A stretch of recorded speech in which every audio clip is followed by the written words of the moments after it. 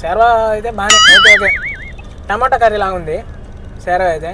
ఇంకా పెరుగు చట్నీ విషయానికి వస్తే మన దాంట్లో పెరుగు తప్ప ఎరగడ్డే ఉంది పెరుగు చట్నీలో, టు బీ ఫ్రాంక్.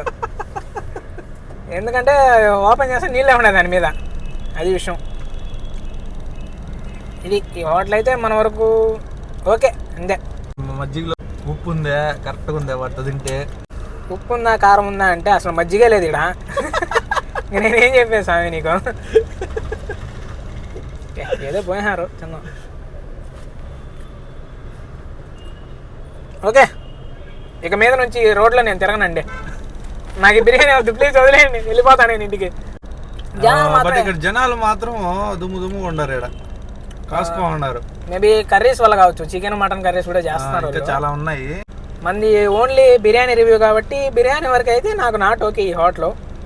మిగిలిన వాళ్ళు మీ సాహసం పైన ఆధారపడి ఉంటుంది పోయి తినాలంటే.